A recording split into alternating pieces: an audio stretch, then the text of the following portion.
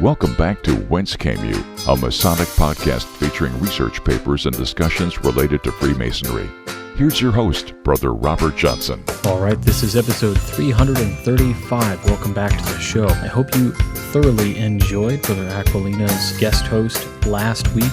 I have invited several guest hosts to come on the program and host the show, many of whom own their own podcasts and Masonic media. So hopefully you will be enjoying that. And next week, I've got another guest host who will be on the program, which should be really amazing as well. In the news this week, I did want to mention just a few things right off the top. We found a new hashtag on Facebook, and I thought it was pretty interesting. My good friend and brother Scott Duball, I should say Right Worshipful Brother Scott Duball, recently started a hashtag 7 days, 7 books. Now, in the past, I'm sure many of you have been on social media and you've seen some of the posts for like 7 days, 7 black and white photographs or whatever have you. And those were really fun. They gave us a little bit of a glimpse into what our friends were seeing around and maybe an artistic look at things, but this is a little different. It's all about Masonic education. And so if you see the hashtag out there and somebody tags you, you should do it. It's pretty fun. It's Let's Make Masonic Education Go Viral. Hashtag 7 days, 7 books. And I recently was nominated by Scott. So my post says I was nominated by Scott Duball. Here's how it works. Each day, post a photo of a book you enjoy. Tag a bro to nominate or challenge him to participate. Let's see how long we can keep this going. Day 1 for me was The Lost Word and Its Hidden Meaning, a correlation of the allegory and symbolism of the Bible with that of Freemasonry, and an exposition of The Secret by George H. Steinmetz and Joseph Krieger. And I nominated a good friend of mine, Brother Spencer Hammond, Right Worshipful Brother Spencer Hammond, I should say. Let's be proper, I guess. So if somebody tags you out there, or if you see mine and you want to start your own, just do it. Man, let's go nuts with the Masonic books. Let's spread the Masonic education all around. I also want to mention that just a couple weeks back, Ronald Seal, the Grand Commander for the Southern Jurisdiction of the Scottish Rite, had written a wonderful piece inside of the Scottish Rite magazine, and if you didn't get a chance to read that, you really should. And in fact, he follows it up this month with another amazing piece that he talks about some things. Namely, he talks about some of the shortcuts and what our lodges have done and our appendant bodies have done in order to make Freemasonry more appealing, in order to make it more quick, anything you can do. And he really kind of talks about how it's cheapening things, but then he kind of digresses and talks a little bit about what it's really about. And we really shouldn't be out there trying to manufacture this kind of brotherhood. So definitely check that out. I'll try to put a link in the show notes so that you can go download that issue right from their website. And just, if you do nothing else, just read his message for the month. Also in the news, I really want to mention the Illinois Lodge of Research is having its Spring Symposium, and it's coming up real soon on Saturday, March 24th at 8 a.m., and it's going to go until 4 p.m. Check-in is at 8 a.m. It's at Homer Masonic Temple in Homer, Illinois. They're going to have check-in again at 8 o'clock. There'll be some coffee and donuts, standard good stuff. Lunch and refreshments, that's going to be $15, okay? And we can just pay at the door, so no big deal there. And again, this is going to be sponsored by the Illinois Lodge of Research and Homer Lodge number 199 AF and AM. This is titled, What Lies Beyond Illinois Freemasonry? And I would like to just read the little blurb they have here on the Facebook site. It says the Illinois Lodge of Research and Homer Lodge 199 AF and AM announced the first of 2 Masonic educational symposiums for our Illinois Lodge of Research 2018 Symposium Series entitled What Lies Beyond Illinois Freemasonry. This is an all-day event. The headline speaker is going to be Worshipful Brother Ben Wallace, who will talk about the Traditional Observance Masonic Lodge. It's also going to feature speakers on many aspects of esoteric Freemasonry, other fraternal organizations, and their success with millennials and other interesting topics. So again, lunch is going to be served, and I think it's going to be just a really great meeting. I'm going to have to miss this one, unfortunately. Pains me, much as I love Masonic education. But if you find the Illinois Lodge of Research on Facebook, go to their events, and you can grab the Eventbrite ticket right there. And the tickets are free, so you don't need anything else or any other reason to go. This week, we've got a really nice piece by Illustrious Brother Stephen L. Harrison for the Masonic Minute. I know you are going to enjoy the heck out of this one. I read the title and I got immediately excited. This really should have been on last week's episode. However, I did not want to interrupt Brother Jack's awesome piece that he put together. So, that said, we've got that coming up. We've got a couple other good pieces this week, including one that was written back in 1938. It seemed to be pretty interesting. Just a quick shout out to the Blue Lounge Social Club here in Illinois, who our chapter president and vice president, so Bobby Mitchell and Tyler Edens, actually hosted the Brought to Light podcast, which was pretty awesome. If you have a minute, you want to check that out, please do so. They did a great job.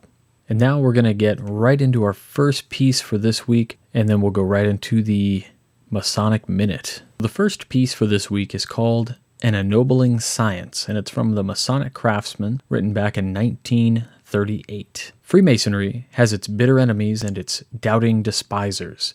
There are some who have formed the opinion that it was created as a substitute for religion, whereas it is only the handmaid to her fair graces. Others presume the labors of Masons are trifling, absurd mysteries, or profane mummeries, whereas there is no subject existing within the range and grasp of the human intellect, that which the science of Freemasonry does not enter in the pursuit of wisdom and knowledge. Some ridicule the secrets of Freemasons, declaring them to be either hurtful to society or wrong in themselves, whereas those secrets are bonds of their mutual fidelity by which they pledge themselves to, quote-unquote, trace wisdom and follow virtue. Time was when the members of the craft were denounced and dangerous, and every man of eminence known to be a Mason was called upon to renounce his connection with our social activities. But in the face of all opposition, the fraternity remained calm, and the sun of Masonry has dispersed the clouds which darkened her sky so long.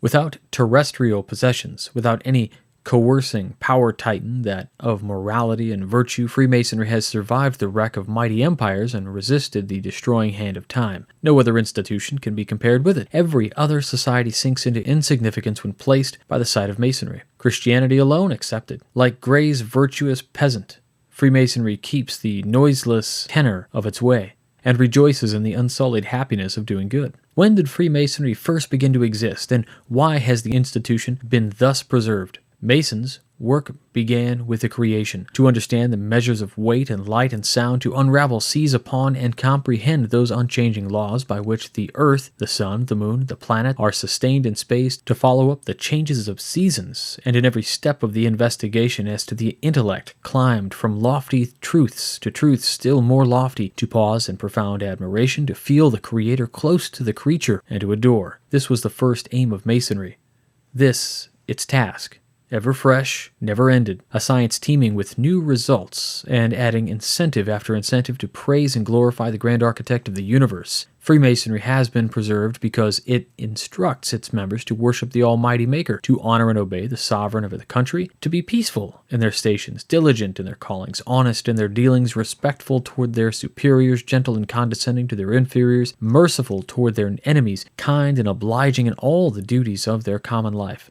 Such is the institution which has been preserved to the world, unlimited in its numbers, and scattered over every land and kingdom. The work of the fraternity today is to be true to the original character of the order, to continue to follow the God of nature through all the wonderful variety of his works, and to keep the silence and above, and observe the sacred rules imposed upon the craft. It might be said by some scoffer, if Masonry be such a pure and ennobling science, should not all Masons be wise and good and temperate, and self-denying, full of piety and good words? The answer is that the fitness of any system is not to be tried and condemned because of unworthiness in some. If any man has been led by the impatient curiosity without higher motive to place unhallowed feet on the tessellated pavement, if any has turned the hallowed purposes of Masonry into mere convivial meetings, if any has been content with merely acquiring superficial acquaintance with the craft, let not the system itself be charged with their preservation. Let their sins,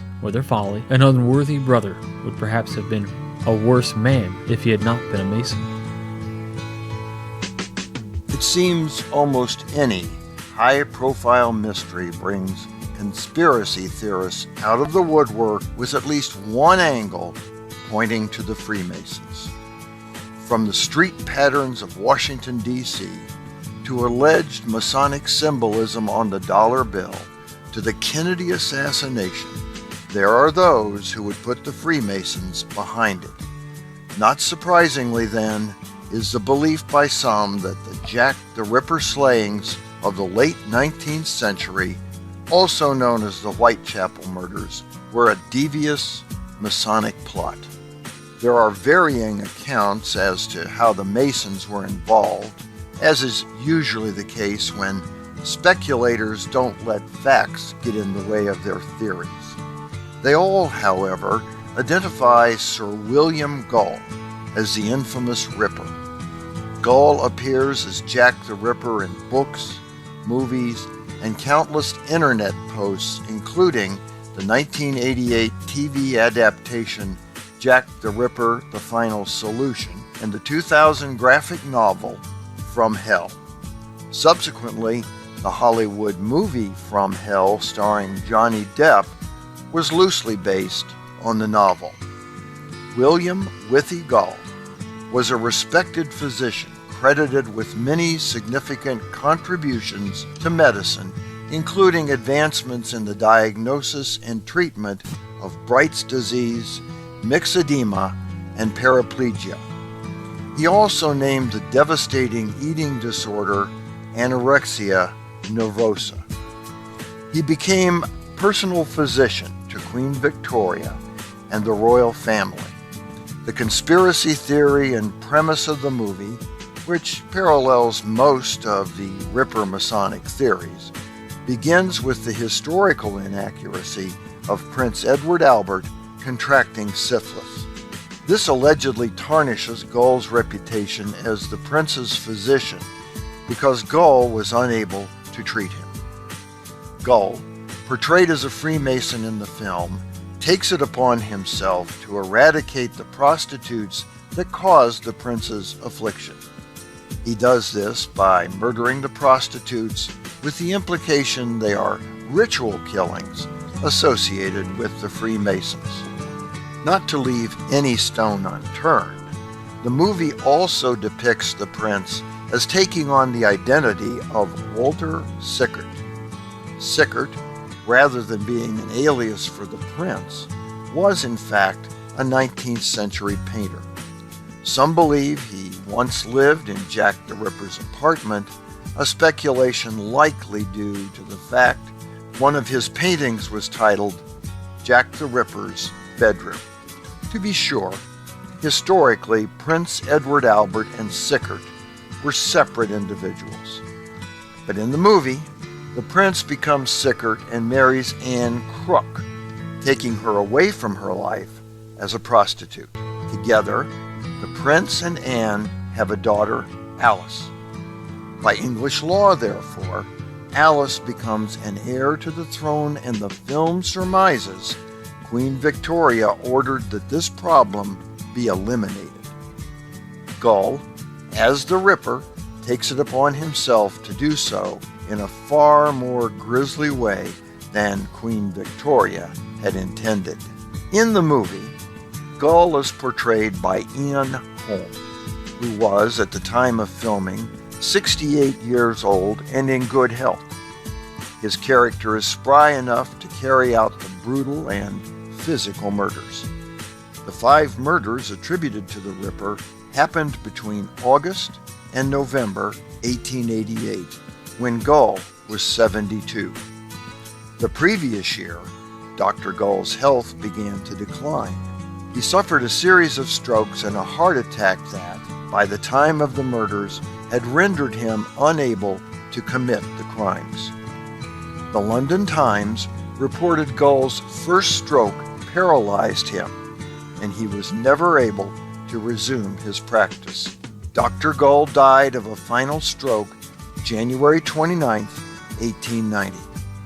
The final Whitechapel murder occurred after his death, although authorities did not conclusively attribute it to Jack the Ripper. Whether or not that final killing was the Ripper's, the facts are certain that Gull was not Jack the Ripper, nor were the murders some sort of Masonic ritual. One final thing. There is not a shred of evidence that Dr. William Gull was a Freemason. For the Whence Came You podcast, this is Steve Harrison with the Masonic Minute. All right, I hope you enjoyed that awesome Masonic Minute with Illustrious Brother Stephen L. Harrison. We should have another here in a couple weeks or whenever he gets around to it. We're just so grateful that he's able to provide us with these amazing segments. And if you like these, remember they're videos most of the time, and you can find those on Steve's YouTube channel, and we also publish them on the Whence Came You channel, typically the day before the podcast releases or the day of. Speaking of videos, I would like to take just a moment here to remind you guys out there that we did start a YouTube channel called Masonic Curators. The goal and the aim of this is not to have me on every day like usually happens, talking about Masonic items that we've collected, but I really would love for you guys to record something. And again, if you guys go ahead and do that, I will try my hardest to edit the video or do whatever you need to have it done to put your story up on the channel. We've got a great number of subscribers already. We just want to grow that. We want to make sure that you guys are liking and subscribing to the channel. And really the goal here is to preserve the stories behind some of our objects. Now, whether that's a coin, you can tell us about the manufacturer of the coin. You can tell us the story of how you got the coin or where you were when you got it. Just tell the story of the item. And that's what we're really looking for. We want to know what makes it personal for you, what makes it neat to you. And so whether that's an antique that you just bought or somebody gave you or you inherited or whatever the case is, go ahead, record it just on your cell phone even. You can upload it to Google Drive. If you don't know how to do that, contact me. I'll help you, and we'll get your story on Masonic Curators. So just go to MasonicCurators.com and you can see the submission guidelines in their full context there. And again, contact me with any questions you have. I'd love to get your stuff on the channel. And before we get into the next piece as well, I just want to take a moment to thank everybody out there who is a monthly contributor. Those of you out there who are buying our lapel pins and the tie bars and money clips, cufflinks, all that. It is so appreciated. And I do have to say that I need to address a little issue we had. I received notice that a few of the pins got to you guys who ordered them and the stems were bent. And you guys said, most of you anyway, said, no worries, I'm just going to bend it back real gentle and it's no big deal. And what was happening was we were shipping these out in the nice envelopes that we do, the typical way, but the mail service just runs these pins through like a roller system and it was bending these things and we had no idea. So in order to stop that, we have to package the pin a little bit better. And so we have to charge a little bit more for shipping. I'm bummed about it. Shipping used to be $2 anywhere in the US, and then we had to switch it over to now it's $3.50. But it's flat rate, it's always going to be the same, and it really isn't going to get more expensive. And if you buy two different items the same day or whatever, I will likely refund one of your shipping costs, just so you know. I don't have a real great way of bringing the cart together so that you can check out just once. So that being said, please understand the reason for the increased $1.50 on shipping, but that will enable us to get the pin to you. It's a nice package that comes kind of classically done, and I think you guys will really enjoy it. It's an experience to open rather than just ripping the envelope open and pulling out your pin. So thanks again for your understanding with that. Speaking of sponsors, I just want to remind everybody that Alpha Brain has got, I think, a free trial coming up here. So we have a sponsorship through on it. So I always talked about Alpha Brain. It's awesome. And now I think they have a free trial coming up. So check out their Facebook page or anything that we post on Facebook relating to on it. You can click through those links, get your Alpha Brain. I think it's a free trial. And then anytime you order a free trial, I think they send us a kickback also. So that's pretty cool. Know that it is a really great product and I've used it several years now. Check that out. We also have several other ways to support the show. So just go to wcypodcast.com, hover over support the show, and check out your different options there. We do appreciate everything because every dollar that we raise goes right back into the production of this show, and it keeps the hosting going so that even when the show ends at some point in the future, the episodes will be available forever or until the funds run out, right? Which at that point, I'm sure we'll come up with some way to keep it around. But let's go right into our next piece right now. This piece is originally from the Midnight Freemasons, and we published it a few weeks ago. In fact, it had a really good catch, and Brother Darren A. Lahners, Worshipful Brother Darren A. Lahners, wrote kind of a follow-up to it, which we might tackle in another episode, but for this one, it's The Importance of a Good Reputation, and it's by Midnight Freemason founder Todd E. Creason, 33rd degree. It takes many good deeds to build a good reputation, and only one bad one to lose it. Benjamin Franklin. One thing that was pounded into young men of my generation was the importance of building a good reputation. It's hard work because your reputation is the public reflection of your character. It is what other people see and come to believe about you. It's based on what you do. It's based on what you say. It's based on how you act. It's based on how you treat other people and how you make other people feel. There are few things more important than reputation when it comes to our successes or our failures as a person. It can take years to build a reputation. It can take mere seconds to destroy it. It is something we should be very deliberate about building and very careful about protecting because it is the essence of who we are. And it's very difficult to rebuild a reputation after you've allowed it to become tarnished. I don't deserve the reputation I have. I hear that a lot. It's very rarely ever true. You see, you can have a few people in your life that have an unfavorable opinion of you. Everyone does. But your reputation is what most people that know you think of you. If you have a reputation of being opinionated and outspoken, chances are you're opinionated and outspoken. If you have a reputation for being undependable, you're probably undependable. Sometimes people don't think that's fair, but reputation is based on a very sound principle. It's based on your past behavior, and any employer or supervisor will tell you that the best predictor of future behaviors is past behavior. I'm going to say what I want to say and do what I want to do, and I don't really care what other people think. I hear that one a lot too. It sounds very tough and defiant, but actually it's a childish attitude to have. That selfish and narcissistic attitude demonstrates a complete lack of care or concern for other people, most specifically those that you love and care about you. Your reputation reflects on you, sure, but you don't think it also reflects on your spouse or your kids, your family, your community, your church, your fraternity, your employer. You've never heard anybody say, she's a real nice lady, but her husband is a real jerk. You've never heard somebody say, I don't know why he hangs around with that guy. He'd steal the shirt right off your back. Of course you have. Your actions affect everyone around you, whether that's your intention or not. Building a solid reputation is hard because it requires an amazing amount of self-discipline. It requires us to learn from our mistakes and not to continue to repeat them. Those are the lessons that mature into wisdom eventually. It requires us to learn when it is important for us to speak and when it's better to remain silent. It requires us to listen to others and respect their point of view. It requires us to admit when we are wrong and to apologize when it's appropriate. It requires us to be truthful and honest in all of our dealings. It requires us to do the things we say we're going to do regardless of how difficult the task may be. Men of good reputation and solid character used to be more common than they are today. We don't teach the value of it anymore. Our society is so focused inward on ourselves and our own selfish needs.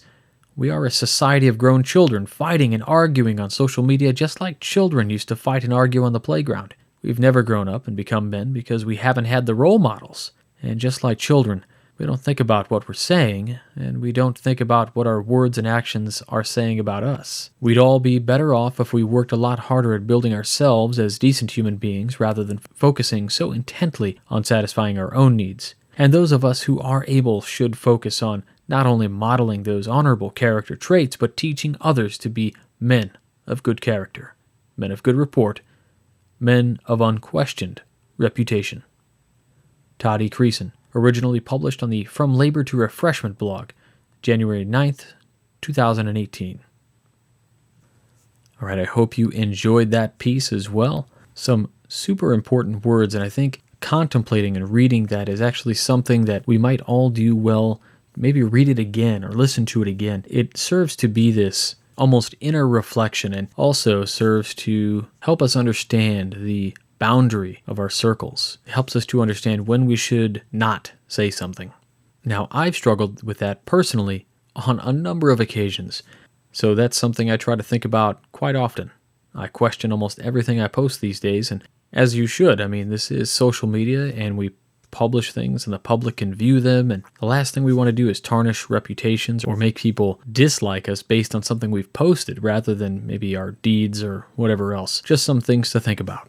So the other day, I found out that my son's teacher took a half day because she went with her family to go see a movie, The Dark Crystal. Now, The Dark Crystal, if you are unfamiliar, is a wonderful epic done by Jim Henson and Frank Oz, yes, Yoda, and it's a fantastic movie done with puppets, and it was really great. It was just a fantastic thing that I saw when I was a kid, and they re-released it in theaters, and it's coming back out on Netflix, I guess, and I thought that was really cool, so I decided to watch it again with my kids, and it was just kind of interesting. Looking back now, I probably hadn't watched it since I've been a Freemason, and that's been about 10 years, and one symbol that kind of stuck out to me, we talk about a lot of the symbols inside of the movies and comic books, pop culture and things, and I don't know, it just kind of stuck out, but there's an opening in this crystal castle, and it's a delta, and then there's 3 suns that converge, so it's like 3 suns, so the 3 points within a delta. It was pretty neat, definitely kind of symbolic, but probably just a bit of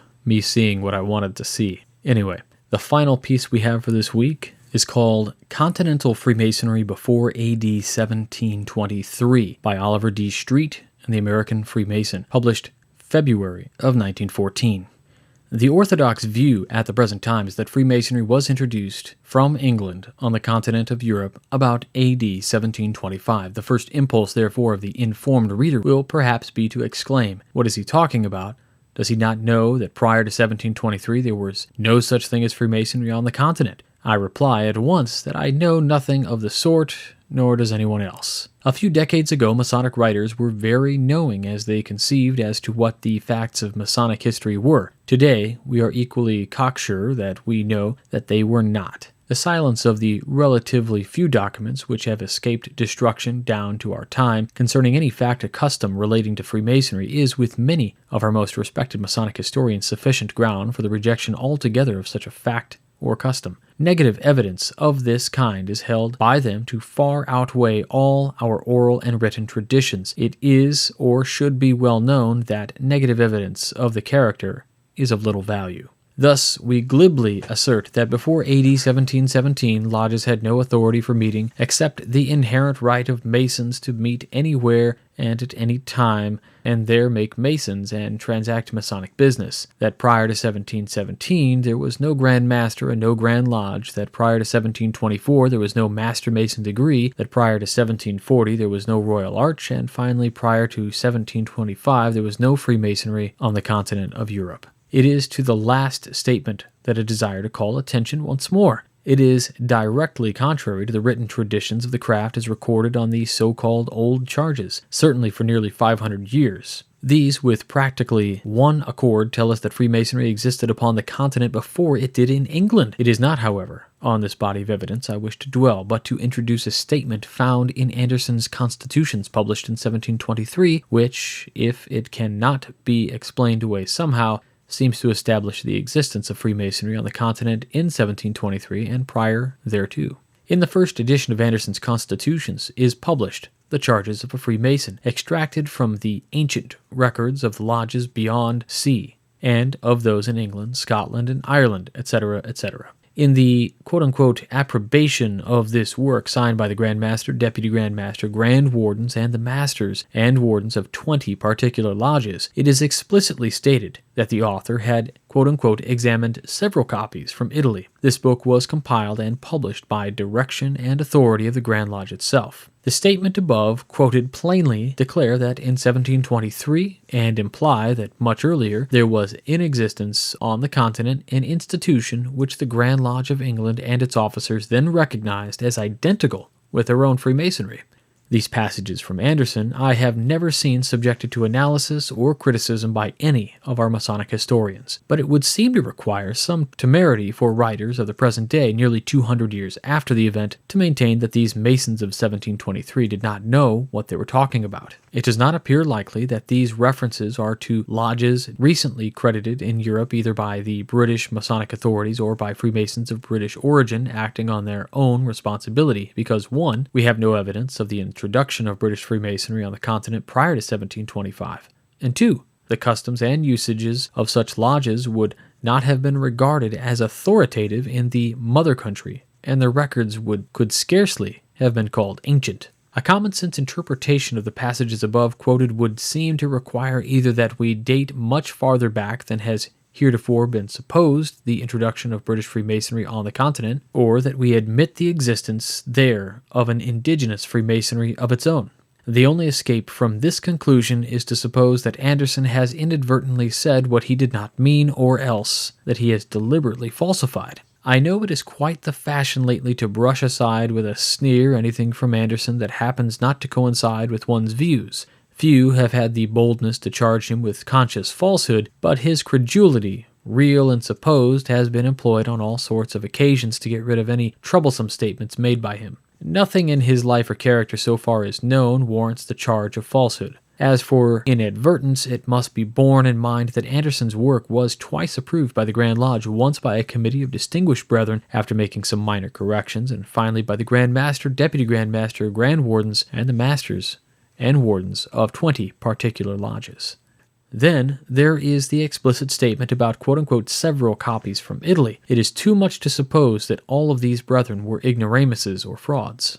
So far as Anderson undertook to record the history and traditions of the craft in times prior to his own, he cannot be regarded otherwise than as a mere compiler. He does not himself profess more. In fact, he was not instructed to do more. This he seems to have done with much embellishment and little discrimination. Students of Masonry are no doubt correct in accepting these portions of his writing with hesitation, but it seems that distinct and positive statements made by him as to contemporaneous events or as to records examined by him and these statements approved by the leading Masons of his time stand on an entirely different footing. To overthrow these, something better than mere surmise should be forthcoming. Brother Robert F. Gould, though holding to the belief that all Freemasonry has sprung from Great Britain, admits that in the short space from 10 to 20 years after the establishment of the Grand Lodge of England, Freemasonry had, quote-unquote, obtained a firm footing in the remotest parts of the continent of Europe. History, Volume 3, page 77. That, quote,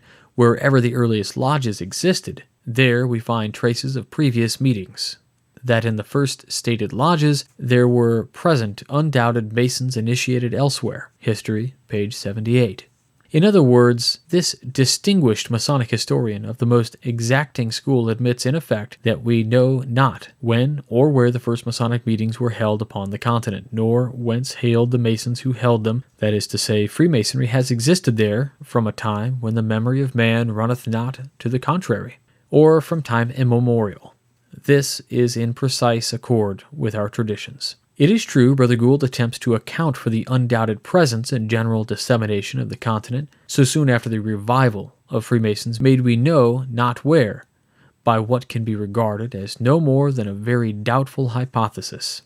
His theory is that at this period, around AD 1717, England enjoyed great prominence in the eyes of Europe because of her wealth, her possession of Hanover, and the recent victories of Marlborough, and that in consequence of these things, thousands of visitors flocked to her capital, that they were attracted to the lodges by the fact that they saw them attended by noblemen of high position and men celebrated for their learning, that returning to their own countries they carried Freemasonry with them. And then, asks Brother Gould, quote, what more natural than that those debarred from visiting our shores should desire to benefit by the new whim of those eccentric islanders, and that given a sufficient number of initiated in any one town, lodge should be formed. It must be admitted that not often do nations exhibit such immediate and remarkable enthusiasm for the new and strange institutions of another nation. It would seem a more reasonable explanation, and one harmonizing with our traditions, that Freemasonry was an institution not wholly unknown to the Continentals, though perhaps decadent, and differing much from that of England, that the new impetus given to the craft in England by the events called the quote-unquote revival was also felt upon the continent by kindred institutions already existing there, resulting in a development and growth similar to that which occurred in England. We know that kindred institutions did then exist and had existed there from time immemorial, namely the Steinmetzen of Germany, the Campagnonog of France, and the Magistri Comanche of Italy, and in all those countries the craft guilds, and, alongside them, and having much the same membership, the craft fraternities. And The indications are numerous that all these institutions, as well as Freemasonry, trace back to the Collegia Febrorum of Roman Empire. If this be true, it would be remarkable indeed if Freemasonry, or a society substantially the same, should have existed only in remote Britain. It must be obvious to the student of Masonic history that the last word has not yet been said concerning the origin of Freemasonry on the continent. It is possible that both our English and certain of our German brethren who have been claiming for their respective countries the exclusive distinction of having been the sole preserver of the Masonic institution will be forced to recognize not only the share of each other in this work, but even that of France and Italy. All right, that's it for this week. I hope you enjoyed the program. We tried to mix a great episode together for you this week with some history, some opinion, and something to learn by. If you enjoy Masonic podcasts, I know you do, you're listening to this one, go ahead and check out the Masonic Roundtable, which goes live every Tuesday night at 10/9 Central. This upcoming Tuesday, if you're listening to this on March 11th, you don't want to miss TMR on March 13th. We're going to have Apathy, who is a brother out of Connecticut, on the show, and he's going to be talking a little bit about his brand of Masonry, his new album, and a bunch of really cool stuff. So if you haven't had a chance, you want to check that out.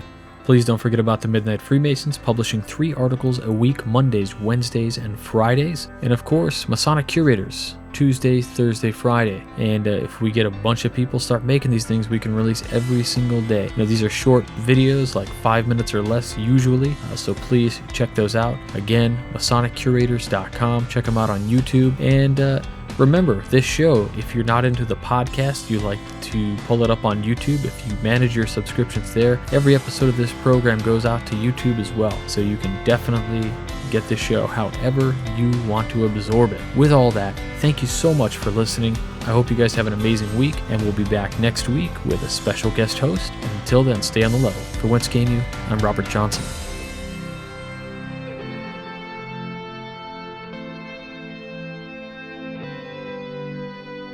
You've been listening to Whence Came You, a Masonic podcast featuring research papers and discussions related to Freemasonry with your host, Brother Robert Johnson.